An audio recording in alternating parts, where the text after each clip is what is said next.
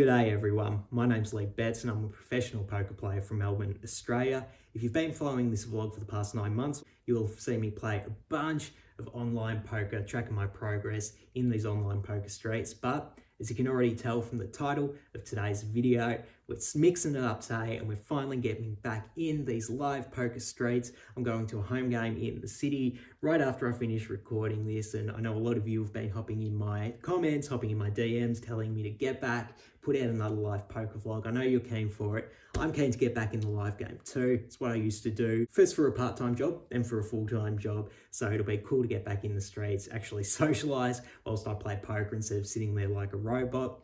That's what I'm looking forward to. I think when I do go into play today, it'll be important for me to not just get kind of like frustrated and bored waiting for a really good hand, going from playing 300 hands an hour in the online environment to going and playing 30 hands live. I do think there is a big risk for me, potentially get bored and then get like spewy or just stop paying attention. So definitely something for me to look out for, but keen to go back and have some fun regardless. Without any further ado, let's not waste more time. It's already been 9 months. Let's get some live poker hands out for you guys. Let's go.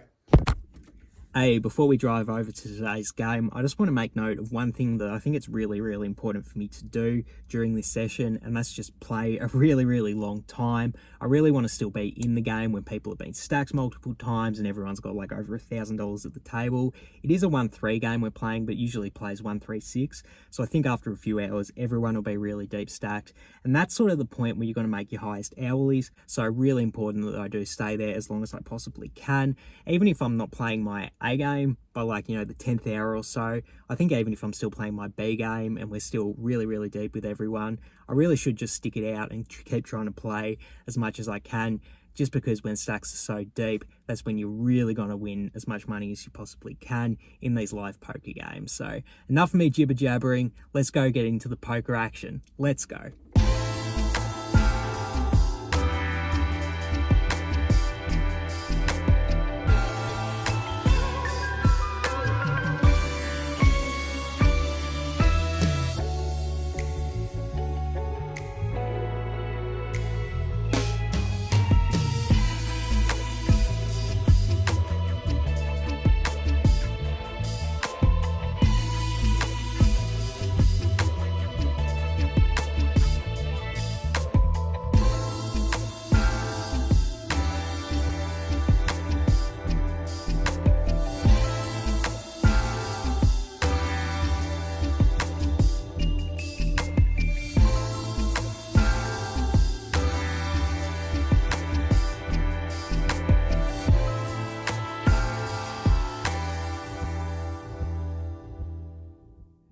Welcome back everyone. It is currently 1 p.m. the next day. I've played 19 hours and 45 minutes of poker, which is actually the longest poker session I've played since April 2017. So as you could probably imagine, I'm feeling pretty exhausted right now, and I don't want to talk about the poker hands right now. I don't want to assess my performance right now.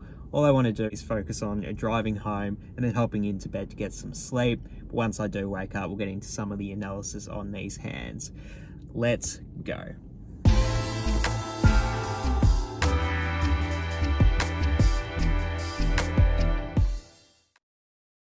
Welcome back everyone. So it is about 30 hours removed now from the mammoth session of poker I ended up playing yesterday, and you can probably imagine after 19 hours of poker, definitely got more than a few interesting hands to run over today, so I really want to get into them quickly. We're playing 1-3-6 and I started off buying in for 500, so let's get straight into the first hand. The action falls to me in the hijack, and then I end up looking down at black eights. So pretty standard decision to go ahead and raise it up to 15 here, which is what I do. Then the action gets to a tight passive cutoff, who throws in the call. And then things get interesting when the action folds round to a loose aggressive player in the straddle. They go ahead and make it 50. When the action folds back to me in the hijack, I think the standard play here will be just to call. We're getting a pretty good price to play in position, maybe hit a set, maybe get a board that's good for you, that you can bluff on type thing. So I really wouldn't mind calling here. Against this opponent specifically, who is playing so aggressive, I actually think there's a really good chance pocket eights are ahead. And I say they're so aggressive because I've seen them 3-bet pretty much every second hand. They've showed down like Queen 9 offsuit at showdown at this point. So I just really think my pocket eights are ahead, and they're a hand that's going to benefit a lot from equity denial. For example, if my opponent is, 3-betting Queen 9 offsuit again, that hand has about, 50% equity against us. If they just fold it now, that's going to be a huge win for us, just taking in the 50 pre-flop. So you can probably imagine that's what I do decide to do. I do decide to go ahead and mix in the 4-bet. I make it 120, the cutoff gets out of the way, and then the loose aggressive play in the straddle does decide to call actually. So much for my equity denial plan, but we are heads up to a flop, 5-4-3 with 2 diamonds. The straddle checks it over to me, and I really want to go ahead and c-bet on this board. We are still getting a lot accomplished if we do fold out a hand like King Queen or Queen 9 or Jack 10, for example. So I definitely want to go ahead and bet to deny equity to those hands, but additionally it's for a bit of value as well. I think if my opponent called pre-flop with Ace King, Ace Queen, they're probably going to float at least one straight here, particularly if they do have backdoor diamonds. As well, they can maybe have a hand like pocket 7s, pocket 6s. Maybe they don't call a 4-bet with that hand, maybe they don't 3-bet it, but there is a bunch of hands we can get value from, and I really want to go ahead and do that here. So I do decide to bet out 50, and then my opponent throws in the call. So we're off to a turn, which is the King of Diamonds. When the opponent checks it over to me, I think we have a pretty interesting decision on this straight. If I was running any type of bluff when I 4-bet pre-flop, this would be a fantastic card for me to keep bluffing on, and because of that I think I really should be looking to value bet very thin on this card, because it's like so obvious that I'm bluffing on this card type thing. It's just a good spot to go for thin value. So part of me is tempted to keep value betting my 8s, trying to get called by maybe an ace high or maybe a worse pocket pair, but I am somewhat concerned that my opponent did float the flop with Ace King or King Queen, so there is a decent chance I'm behind as well. So I do decide to actually check it back. The river is an absolutely beautiful one. It is the Queen of Hearts, so it does complete the front door flush draw, but gives us a set, which we're absolutely stoked about. So things get interesting because the straddle actually decides to bet out 200. Now the action's on us, and I think it is a pretty interesting decision here, whether we want to go all in for value or we want to just smooth call. It is somewhat possible that my opponent could have, rivered a flush. Having said that though, I still do think that there's like enough value for us to get here by going all in. Like I said, I think my opponent can have Ace King or King Queen. Ultimately, I do decide to move it all in, going for that value. And then my opponent's in the tank for probably about 30 seconds or so before eventually folding their hand. So pretty hot start for us during this session to rake in a big pot to start things off, and let's see if the luck continued for the rest of the session. So next hand, the action falls to me in the hijack, and I end up looking down at my favourite hand in all of poker, pocket aces. I go ahead and raise it up to 15, and I get no less than 3 callers. So we're 4 ways to a flop of 10-3-3 with 2 clubs. When the action checks to me, I think it's a pretty interesting decision whether we want to c-bet or not. Part of me wants to c-bet to get value. I think we can get value from flush draws, as well as a bunch of 10x hands that are going to call here that won't call on later streets. Having said that though, betting into 3 different opponents, the chances that one of them has a 3, it still is pretty likely betting into so many people, and maybe I should play it a bit cautious.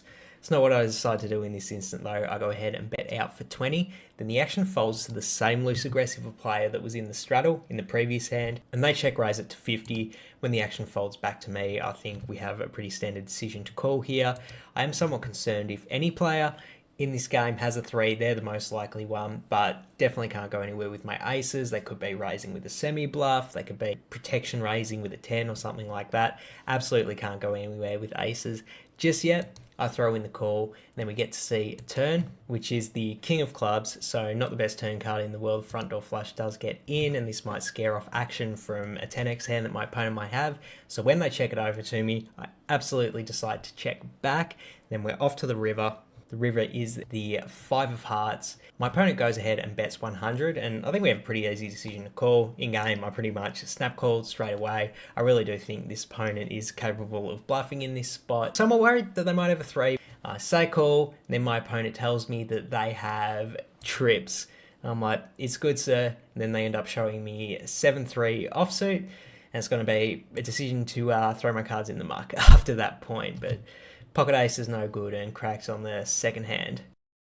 For the next hand, the same loose aggressive opponent that's been in the previous two hands goes ahead and opens the cutoff to 18, and then a player on the button calls, and the action folds to me in the big blind with Queen 10 of diamonds. And I do think I'm way ahead of the loose aggressive opponent's opening range, but the problem with 3-betting this hand is I think the chances that we get called are extremely high just because they're calling so often trying to see flops. So I am a bit concerned about inflating the pot with a hand like this out of position. Maybe calling would be a better play given the dynamics, but that is not what I decided to do in this instance. I decided to go ahead and make it 101. I do have a pretty strong hand that I can push equity with, but maybe shouldn't be inflating the pot with this hand. And then, not so surprisingly, the cutoff does decide to call and the button ends up folding. So we go heads up to a flop, which is ace 10 6 with 2 clubs. The action's on me, and I actually decide to check it over here just because I do want to induce a bet from a loose aggressive opponent. I do think even if they have a hand like, pocket 9s or something, but they might potentially bet it off. But going ahead and betting myself, I do have to be concerned that they could have an ace, and it's just to play a bit of pot control, especially when I've already been inflating the pot so large. So I check it over to them, and then they end up checking back themselves.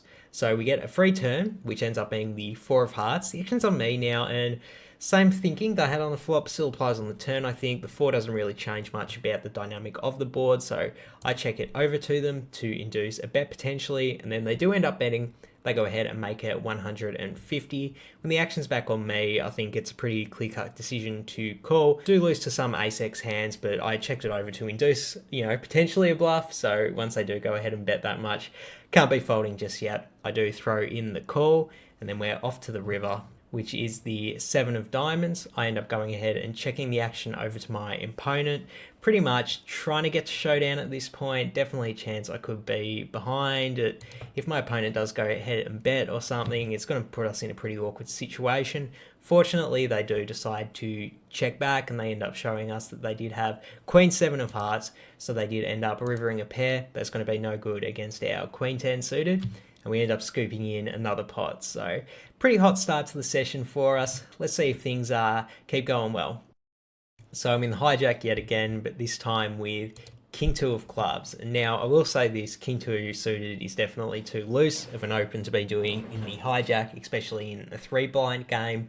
I did make the observation that the straddle was a tighter player, and I really didn't think they'd be defending as much as they perhaps should. Having said that though, with so many people still to act behind, King 2 suited, too aggressive, maybe got a bit undisciplined and decided to open up. We talked about, going from online poker to live poker, the discipline thing might be an issue, and I think this hand, that did negatively affect my play. But regardless, I go ahead and raise it up to 15. Tight aggressive player in the cutoff throws in the call. Then the action gets round to the tighter player in the big blind I mentioned, and they actually decide to go ahead and 3-bet it. They go ahead and make it 45, and when the action's back on me, look, this is an awful hand to have against a tight 3-betting range. Not only is it a tight dynamic, but it's a tight player. King 2 suited, the chances it's behind are very, very high, and I should be folding it. Having said that though, the opponent did 3-bet so small, and we do have position on them.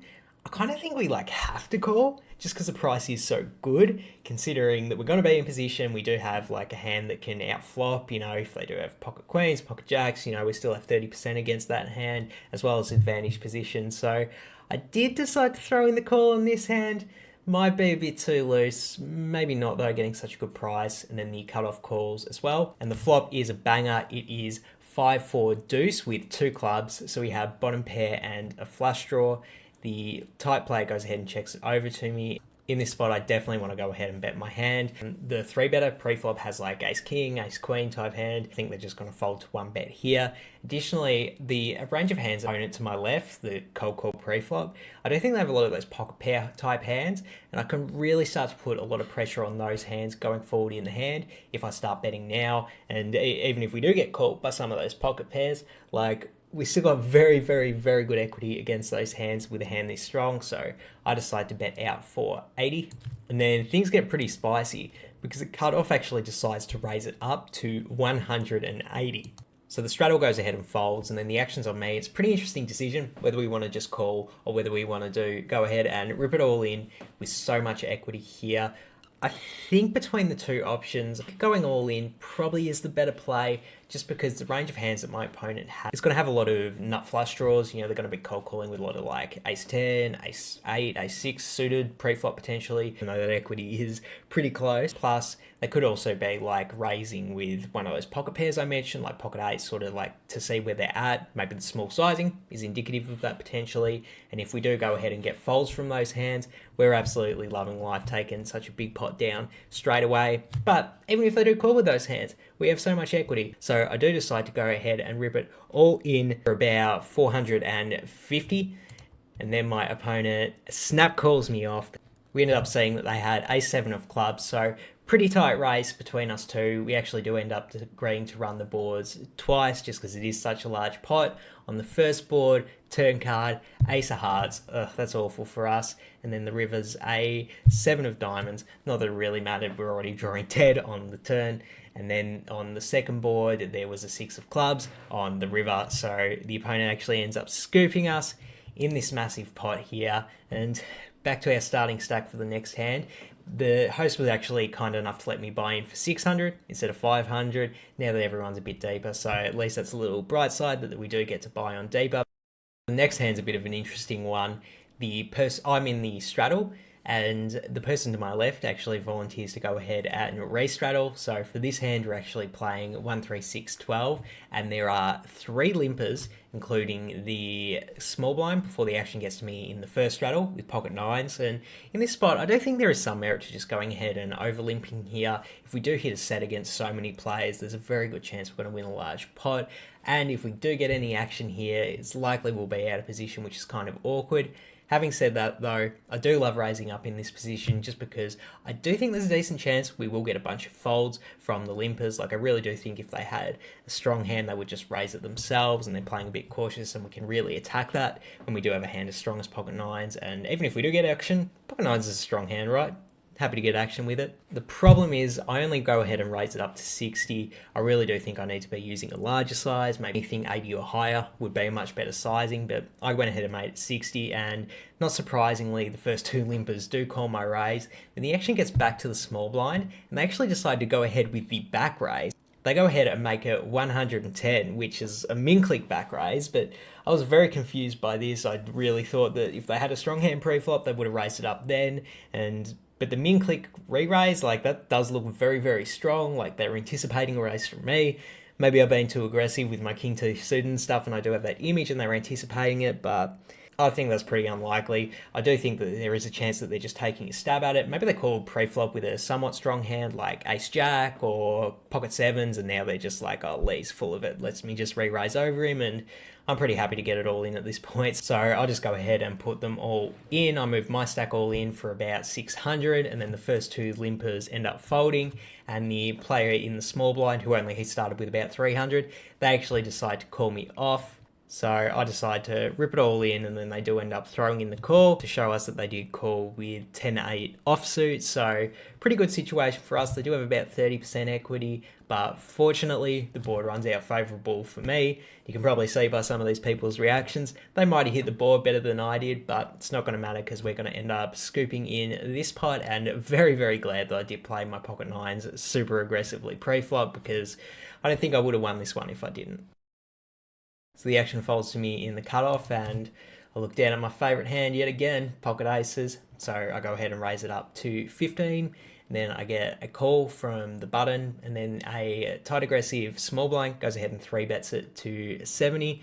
When the action folds back around to me, I really do want to go ahead and 4-bet at this point. The opponent only started off with about 350 effective, so pretty happy to try and get it all in pre-flop against, some hands like pocket jacks or ace king that might get scared off on certain boards. So I go ahead and make it 140, just really trying to induce some action with my smaller size bet. And the action gets back to the small blind. They rip it all in. pretty easy snap call for us, and we no need to slow roll this opponent, and they're a nice guy, can't do it to him. So I just show the aces, and we end up running out the board, and then don't really know what they had because they end up mucking their cards. However, they did text me after the session. Good guy. He ended up telling me that he did have king queen suited, and pretty lucky for us to hold in that one, and our good luck in the session has kicked up again. Hey, so my phone actually ran out of video storage from this point forward in the session after about 12 hours of recording. Shouldn't really be a surprise, but it just means that we don't have any more video from the session. We do have plenty of interesting hands to go over, so we're over on sharemypair.com and we're going to run through some of these hands. We still got to go in the session. So things start out on a loose aggressive hijack who goes ahead and raises it up to 20. Then the action's on a tight aggressive cutoff who 3-bets to 60. Now I'm on the button with ace 10 of diamonds, and out of all three options, definitely not going to call here. Would not fold anyone for just folding. A tight aggressive player's 3-bet is usually going to be pretty strong. However, I kind of think this is a good spot to 4-bet bluff because even though it's a tight aggressive opponent, still cutoff versus hijack is still going to be a fairly loose 3-bet spot, and I really think if this opponent has anything worse than queens or ace king, I'm probably going to be able to get them to fold pre-flop. So I decide to go for it. I go ahead and 4-bet to 140, and here's where the hand starts to get really interesting. The action gets to a tight aggressive player in the big blind, and they actually decide to cold call the 3-bet, which was pretty surprising, but I do think it is pretty indicative of what their range contains. I think it's some hand that's super strong, but not the nuts. I really think if they have pocket aces, they're just going to go ahead and 5-bet pre-flop to try and get stacks in with me. But I do think with a lot of hands like pocket jacks, pocket queens, ace king, they're going to be a bit more hesitant, assuming that my 4-bet range is a bit strong, and they might be just deciding to call with some of those hands pre-flop. That's the read I have against a tight aggressive opponent when they do this. So they throw in the cold call, the hijack goes ahead and folds, and then the cutoff calls as well. So it's a 4-bet pot, and we're still 3 ways to a flop. Queen, jack, 8, rainbow. So pretty good flop for us. We do flop a double gut shot, and it's a pretty sneaky one too. Then things get kind of interesting because the original cold caller of the 3-bet in the big blind, they actually decide to lead out for 200. Then the cutoff goes ahead and folds, and the action's back on me here, and I think in this spot, I definitely want to just call. I do not think a semi-bluff raise will get through. I think the weakest hand they might do this with is pocket kings. I have all the pocket queens, all the pocket jacks. They're going to know I have a lot of strong hands on this board too, so I don't think this is a spot where they're really going to aggressively run a bluff with ace king. So I think it's a good spot to just call and then see what happens on the turn. 6 of hearts. So no help for us there, and then the opponent keeps on betting at it. They go ahead and make it 325. So now the action's on me. This is where the spot gets pretty gross. I want to take bluff raising off of the table. I really don't think my opponent is going to fold. If they are doing this with pocket kings, I think they might fold, but I think that's probably a bit too thin from a tight aggressive opponent. I really think they're going to try and play a bit of pot control when I do call on the flop with that hand.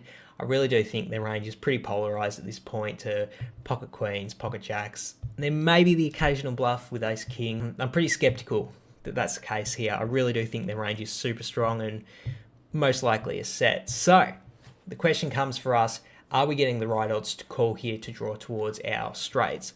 And I'm really not sure because we're not getting direct odds from the bet considering what the pot is, but are there implied odds there? If we throw in the call now, we'll have about 800 left behind, and so it means we really want to get paid off for an all-in bet on the river if we do call this and get there.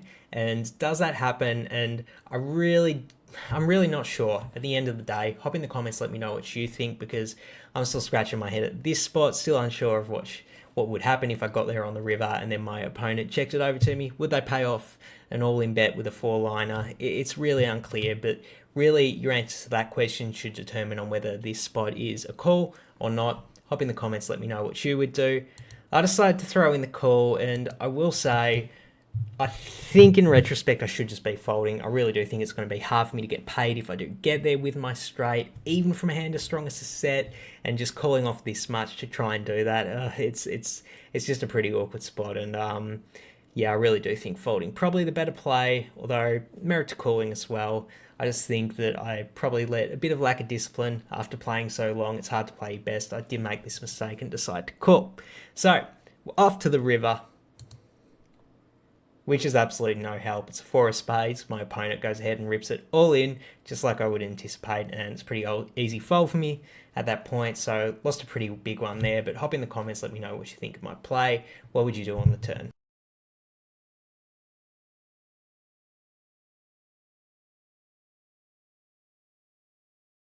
Okay, so we'll run over one last hand before we wrap this thing up. The action's on a early position, loose aggressive opponent. They go ahead and raise things up to 20. Then when the action gets to me in the cutoff with ace queen offsuit, easy decision to go ahead and 3-bet, which is what I do. I go ahead and make it 60, and then the early position player calls. So we're heads up to a flop. Jack 7-3 rainbow when the opponent goes ahead and checks it over to me. I think this is a good spot to go ahead and check back. I do think we have showdown value with ace high, and I'm just really not looking to inflate the pot when my opponent could, potentially have a lot of jacks or pocket pairs. I'd rather just take a free turn, maybe try and get showdown with our value. So I go ahead and check it back.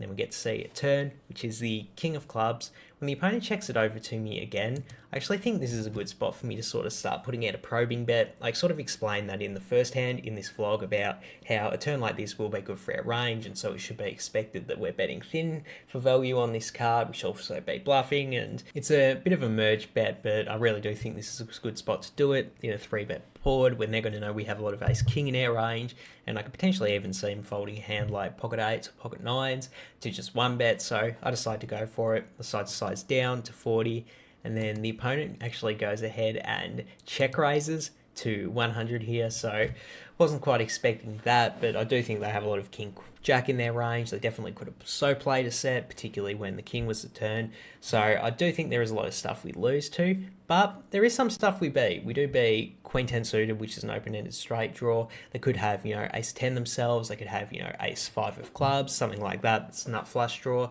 So there are actually some hands in their range that we beat. So you can probably already tell I am entertaining the thought of calling here with my ace queen, because we still do have showdown value even against their tighter range, but probably a good spot to just go ahead and fold when the SPR is that low. I mean, are we really going to call an all-in on the river with ace high? So many bad rivers for us, and we do block some of their flush draws with the queen of clubs, so folding's definitely the right play. But at this point, we are probably 18 hours into the session. I'm dead tired and clearly not playing my best, because I actually did decide to call the check raise with ace queen here. So we get to see the river, and that is a beautiful river if I ever saw one. We do river the nuts. So when the opponent goes ahead and keeps on betting at it, they go ahead and make it 200. Pretty easy decision for us to move all in here. Then my opponent hits the tank for about 30 seconds before throwing in the call, and then we do scoop in this pot. So pretty happy to win this big one here, but believe me, everyone else at the table did needle me for making this call in the turn. They could tell I was on tilt at this point. I felt like I was on tilt, so I did end up staying about another hour and a half, even though I really shouldn't have. I should have been leaving. I'm clearly on tilt, not making good decisions, calling too loose in this pot, and I did it. This was the last interesting hand that I played, but really wish I did leave before all of this craziness started happening.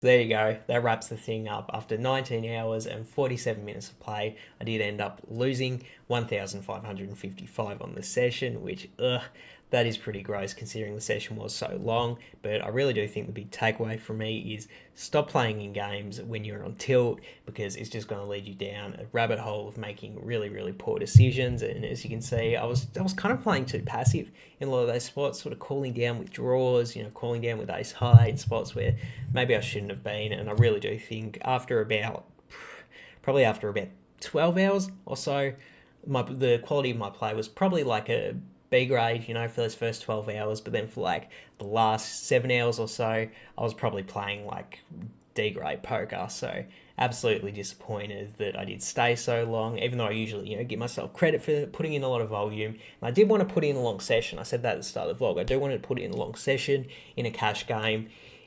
the benefits of doing that are going to be negated when you're on tilt and you're playing your D game. It's just not worthwhile sticking it out for that long. If you're going to be sticking it out for long, stick it out if you're still playing your B game, when you're really deep stacked in a fun game. But if you're just on tilt and you're making silly decisions, you're calling down with ace high and stuff, you should jet. And I already knew this, so I have to punish myself even more for doing that. So considering all that for my gameplay grade, I'm going to have to go with a D+. That's going to wrap it up for today. Thank you as always for sticking to the end of the video. That really helps my channel's analytics. And this was an extra long video, so it really, really does help sticking to the end, and I really do appreciate you. If you liked what you saw, hit that thumbs up button. If you didn't like what you saw, hit the thumbs down button. Leave a comment, needle me on all of the bad plays I made in this session. Also, if you haven't already, please hit the subscribe button because we've got a bunch of interesting content coming out. I've recently moved up to 200 NL playing the 6 max games, and I'm so keen to get a vlog about that out because the 200 NL 6 max game, the 6 max is so much more aggressive and there's more interesting spots you put in, as well as 200, the field, the play pool is just more competitive, which makes for more interesting hand histories. And I really do feel like I'm improving, at least as far as online poker is concerned. In terms of live poker, I might consider going back to home games and trying to get another vlog about those out. Let me know if you liked this one, and maybe I can mix more of those into the future. But for the most part, going to be focusing on those 200 NL 6 max games, really trying to level up my game so maybe I don't get buried so much next time I do go to a home game. For now, I'm out of here. Peace.